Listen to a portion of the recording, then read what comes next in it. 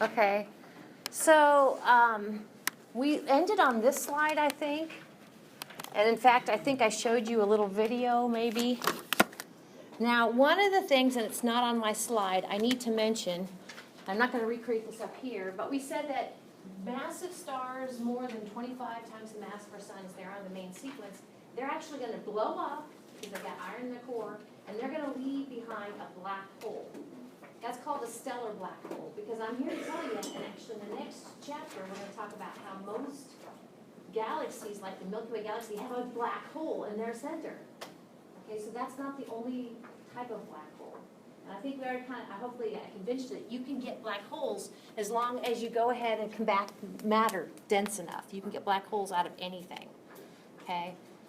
I know it sounds weird. We kind of talked a little bit about that. Just as long as enough matters around.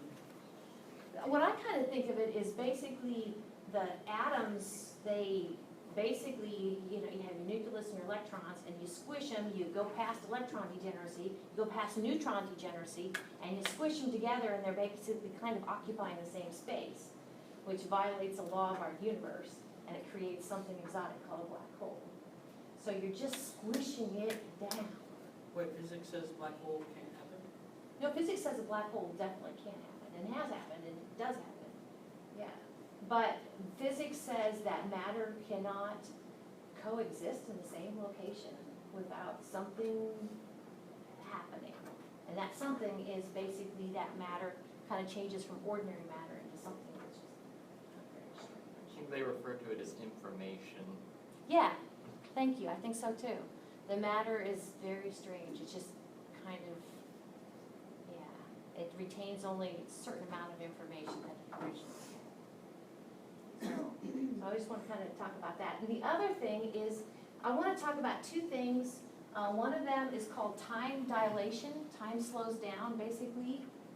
And I don't know, can you see this? Like the 50 and the 15 seconds, time slows down. In other words, 50 seconds has elapsed here. If you're near a black hole, then only 15 seconds has elapsed. Time slows down. And Einstein predicted that. And then the other thing I want to mention is time dilation, like slowing down of time. It's not only near something like a black hole. It's also, if you're near a dense object, time slows down. It doesn't have to be a black hole. One of the things that they know about the moon is actually time slows down. Time runs slower on Earth than it does on the moon. How much gravity is on the moon versus the Earth? I think 1/6. 1/6, exactly. So that lower gravity, actually time is running faster than the more gravity of Earth. Two clocks there. The other thing is time dilation occurs if you're going very fast. So not just like driving down the road in your car, a fast car, but honestly they've done experiments where, this is my version of a jet plane, okay? Jet plane goes very fast, okay? And if you're going fast, time unfolds more slowly too. It's literally time ticks more slowly. And this time dilation has to do with the fact that actually time and space are intertwined. And so that's kind of where that's all coming from, time dilation. Let's see.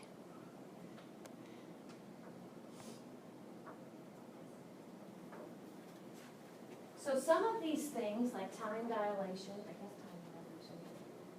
and there's something called length contraction, which is kind of neat. They happen if you're traveling near the speed of light or near something, or gravity actually making an impact on the fabric of space and time also triggers time dilation to occur. The other thing is called gravitational redshift, and I have a little video to show you this. I'm going to animate this here in a minute. It's just basically, there's no sound. But if you compare the colors of these two spacecraft, what color is the spacecraft near the black hole? Red. Right, exactly. It started out blue, it's red now. And actually kind of those photons that are coming from what used to be blue have to fight to get out of kind of what we call a gravitational well. They're not past the event horizon, so they can still escape, but as they fight to get fight to get away from the gravitational pull of the black hole, they lose some energy. And which is least energetic, red or blue? Red is least energetic, so that's kind of what we call a gravitational. Those two are different colors, Yep, the spaceships. the spaceships are different colors. So let's see what that looks like. And kind of along those lines, have you heard of the twin paradox? I think Yeah. this is isn't this where one goes in a spaceship, one stays on planet Earth, okay? And the person traveling very fast, even faster than these jet planes where time goes slow, the person traveling very fast, then time unfolds slowly for him. So he gets back to Earth, and his twin has aged 90 years, because it's been 90 years on Earth. But this dude in the spaceship, I mean, he may have only aged like 30 years, depending upon how fast. The faster you go, the more the time dilates. The more massive the more dense the object, the bigger the dent it makes in the fabric of space and time, the more the time dilation. I just think that's neat. So would you actually know if you went into a black hole? So would you know if you went into a black hole? Well, that actually leads me to this thing called spaghettification. Would you know if you go in a black hole? I think, yes, you would. I'll put this whole thing up here.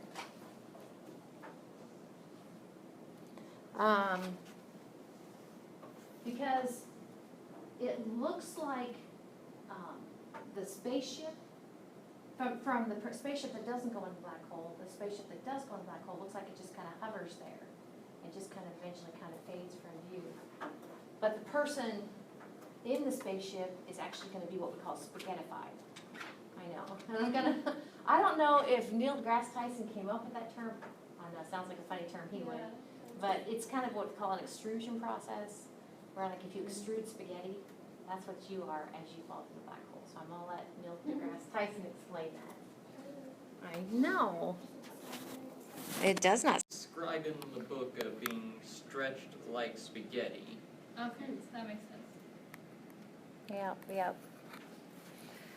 So where's the evidence, right? You can't shine a light on a black hole because the light, it's not coming back.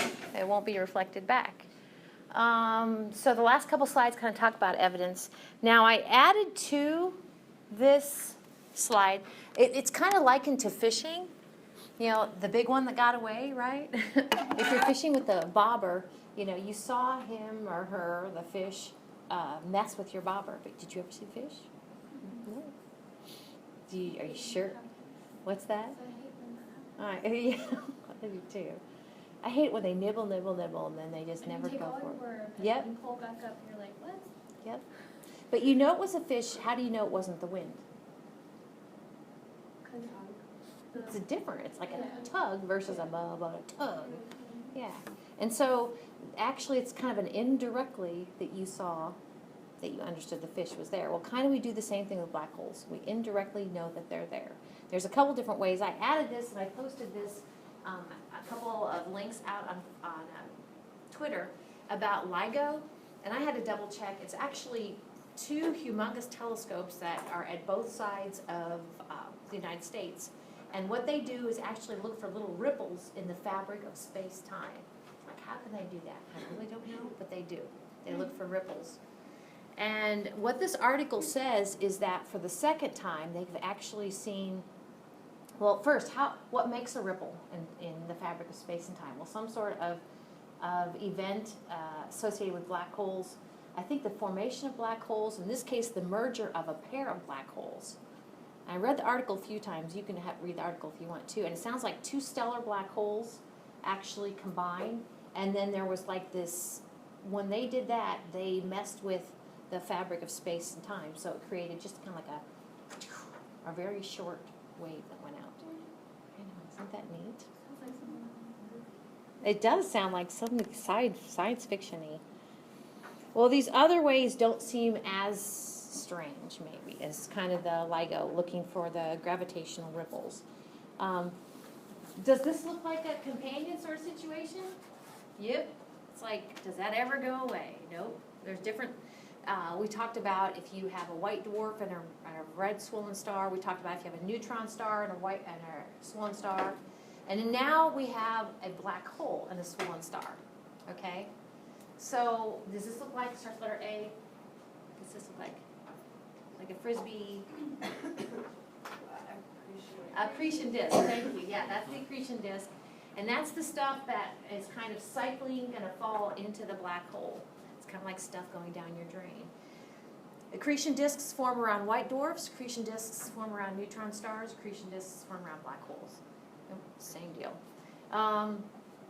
So the thing about it is, based upon kind of the activity of the accretion that's happening in the accretion disk, you can get a sense of what sort of matter you have in what sort of area.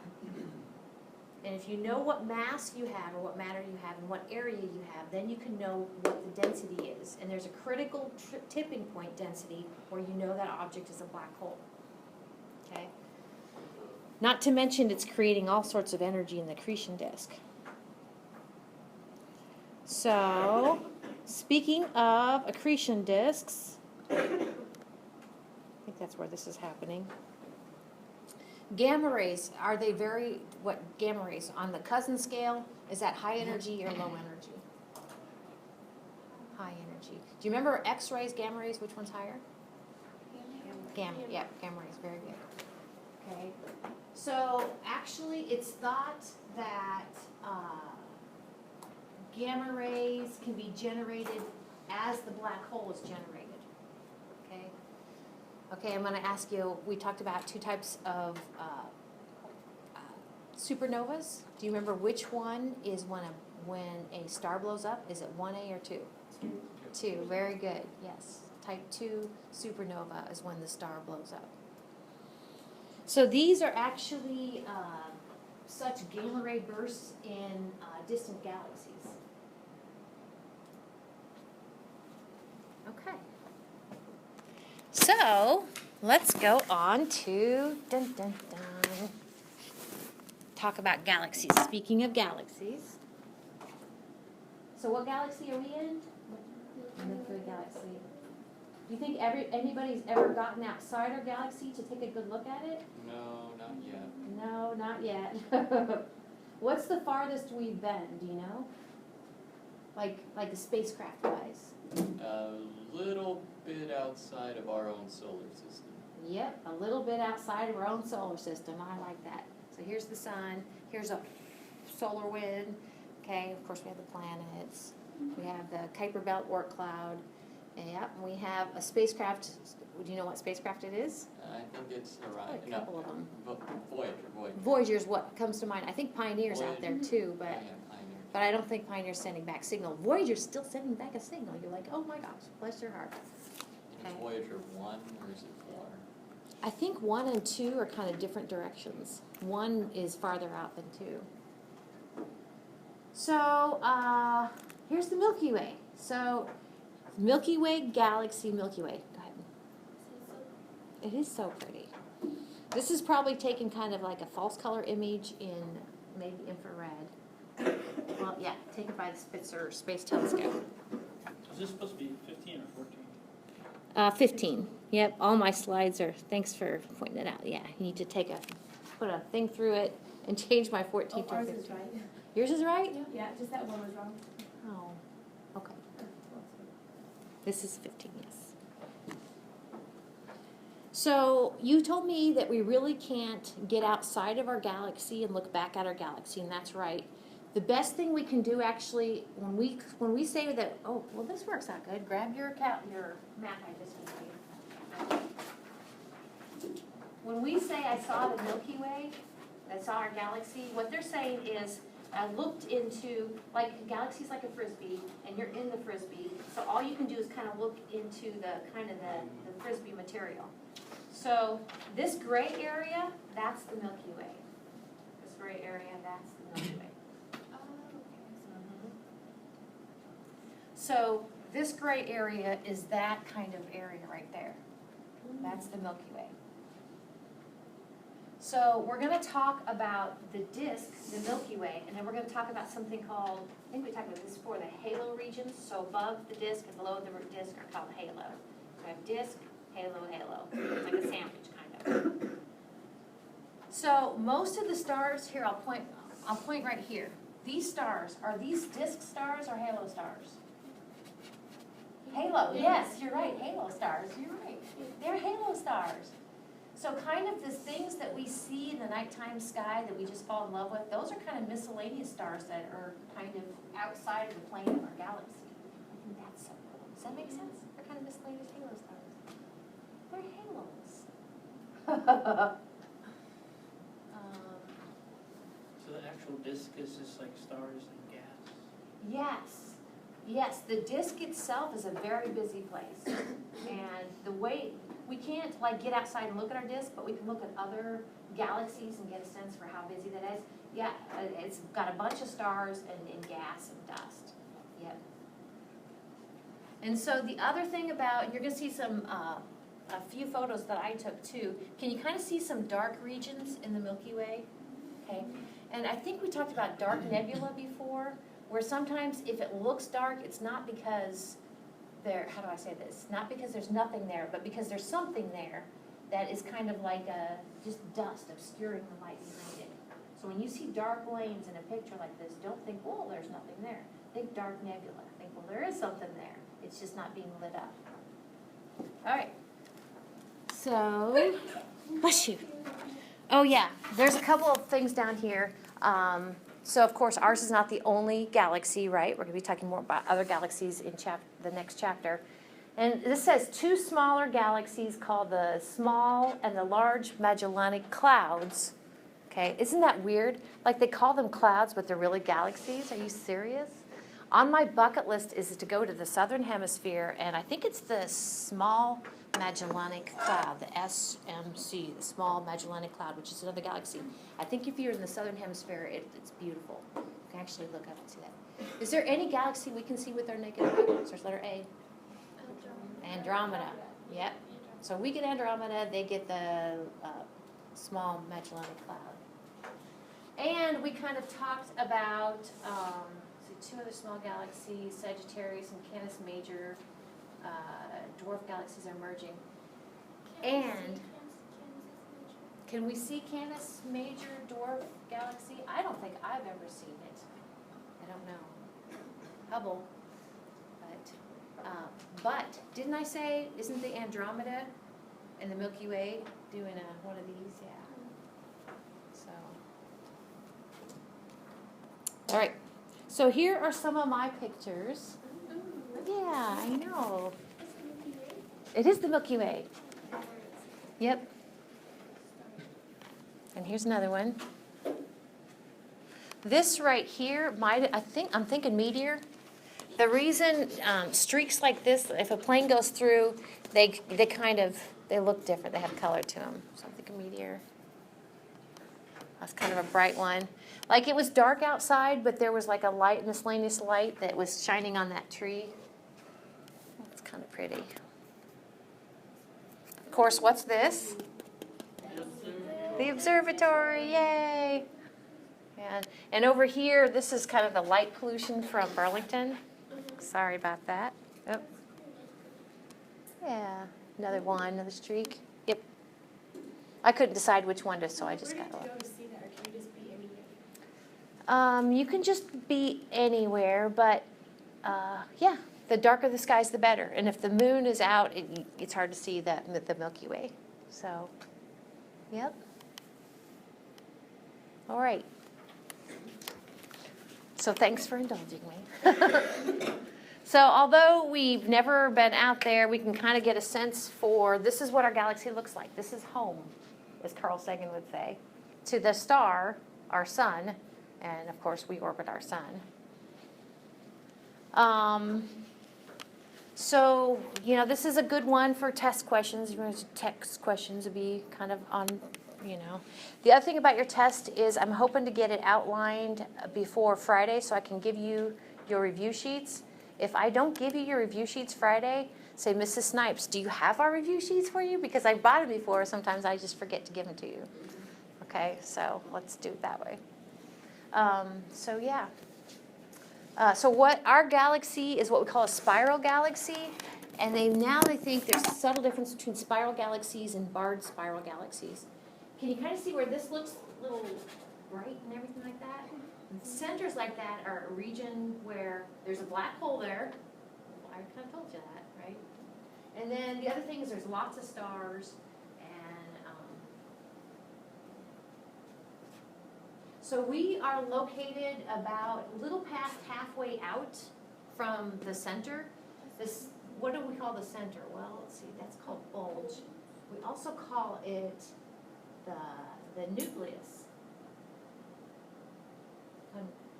I've heard it called nucleus. There's the halo region, globular clusters, old stars kind of located outside in the halo region. What would happen if we got closer to the middle since it's a black hole? If we got closer to the middle, since it's a black hole, as long as we didn't cross the event horizon, we'd be okay. Oh, okay. Yep. Road trip. But you know, that kind of puts things in perspective. We can barely go to another star, let alone travel to the center of our galaxy. Yeah. It's, I mean, scale is just so mind-boggling, I think. So can you kind of see the different colors, the yellow and the green here? The yellow actually are kind of showing you the path of the disk stars, and the green is showing you the paths of the halo stars. And you guys already kind of told me when we look out on a given evening, we're kind of looking at halo stars unless we're looking in the Milky Way itself. So which one's more orderly, the disk or the halo?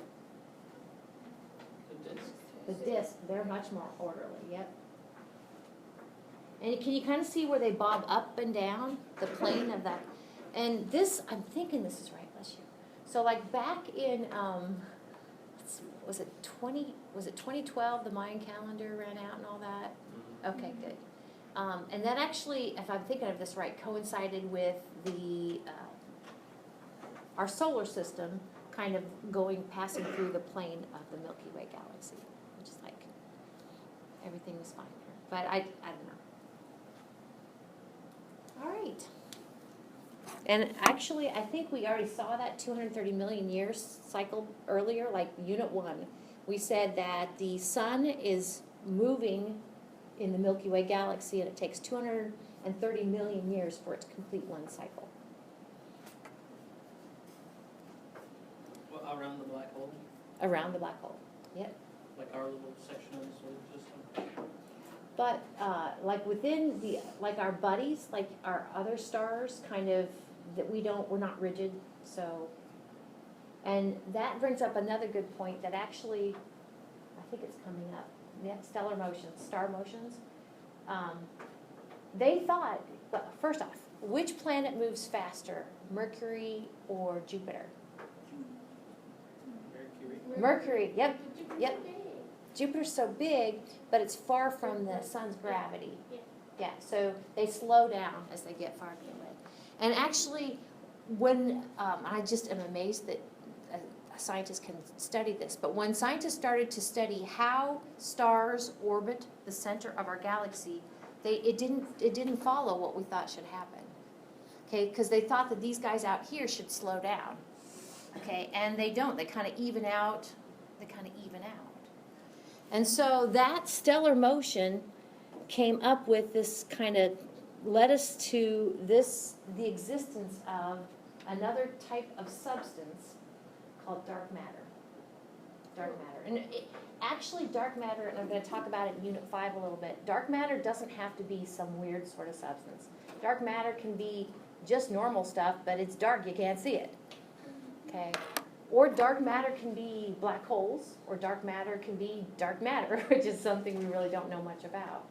But if this is now not the solar system, but if that's the center of our galaxy, okay, and these are stars that are orbiting the center of our galaxy, what they found out is there's basically dark matter that's in our, what's this? Starts with letter H. Above the galaxy. Halo, yep. Yep. They found that there's dark matter here in the halo above and below our galaxy. That is dictating how the stars orbit the center. Mm-hmm. Not dictating, but driving their speeds, their orbital speeds. Yeah. So the the stars themselves, like our star, the further away from the center, it doesn't slow down like you would expect. Right, exactly. Like the planets, because the Right. further the planets are. Yep. The further the planets are, they slow down, but the further the stars are, they don't slow down like that. And that's because they've got like this mass, they're kind of in a, there's other mass that we can't see that is actually influencing how they orbit the black hole. So does the dark matter actually push everything, kind of? The dark matter doesn't push everything, but its mass influences how the stuff moves. Yep. Yep. So scientists say they were surprised that most of the mass associated with our galaxy is not in the stars, but in this dark matter, the stuff we don't see. And that it lies in the halo region. So more on dark matter.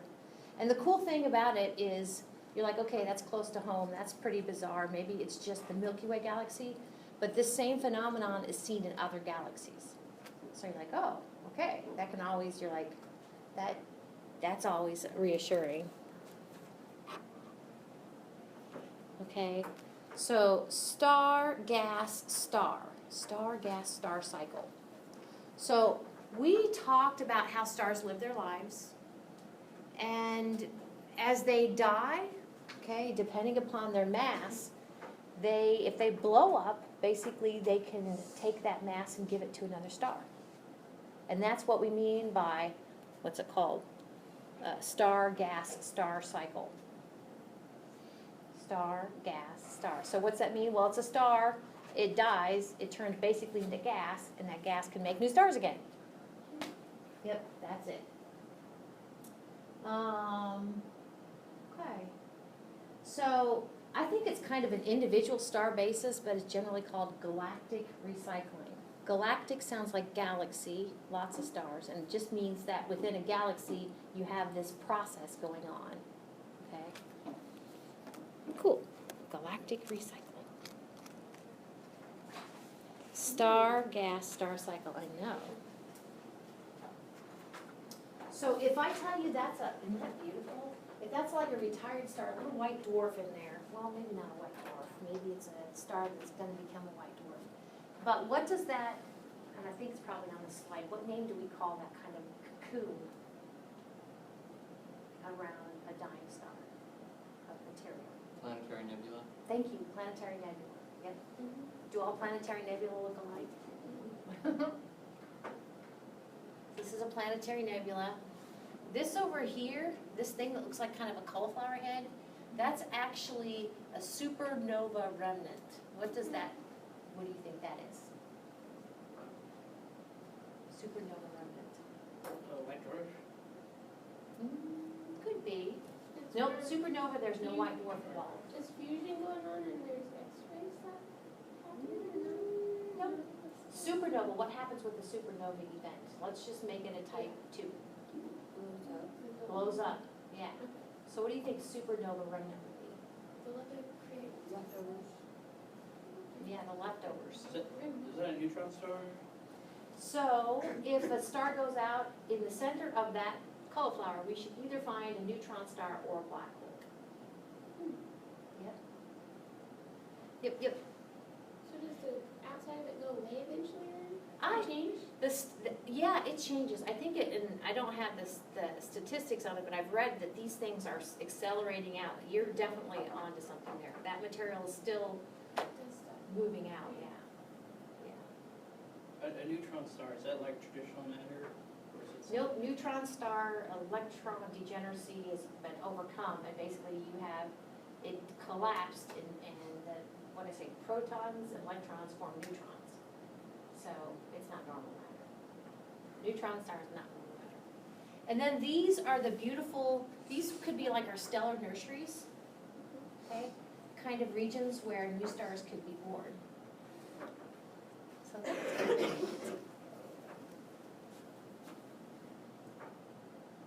Okay. Cooling clouds to star clusters. Star clusters, I'm hoping we're all on the same. What are the two types of star clusters? Open and closed. Open and globular. Yep. Open and globular clusters. Which one are the old stars? Globular, very good. Yep. Yep, you got it. So the cool thing about star clusters is they were a bunch of stars that were born about the same time. Up there we've got some different options for hydrogen. See where it says states of gas? Okay, hydrogen could be very, very hot, hot bubbles. Hydrogen could have cooled down, so now it's atomic hydrogen. Or hydrogen could have cooled down even more into matter we call molecular clouds. I don't know if you guys remember, but I said molecular clouds are great, make great stellar nurseries. So it has to cool down in order for the new stars to be born.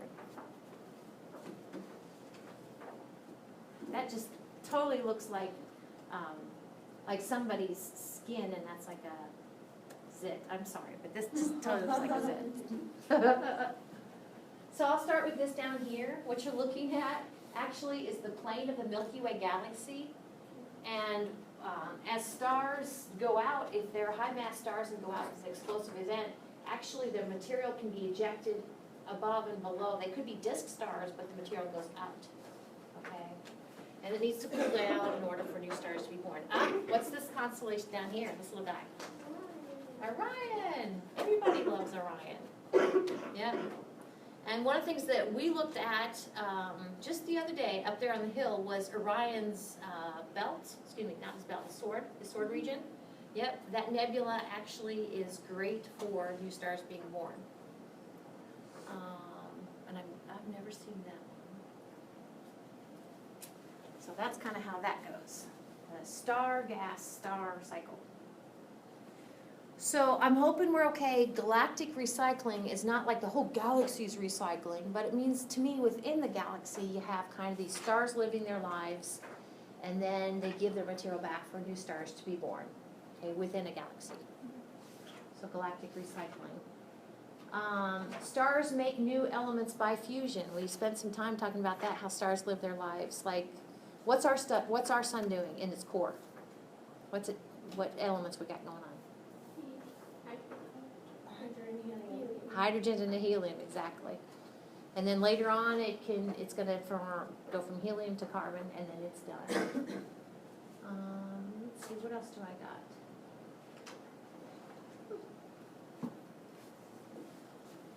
Well, I guess I will mention something. This last one right here, do you guys remember way back when we talked about formation of our solar system?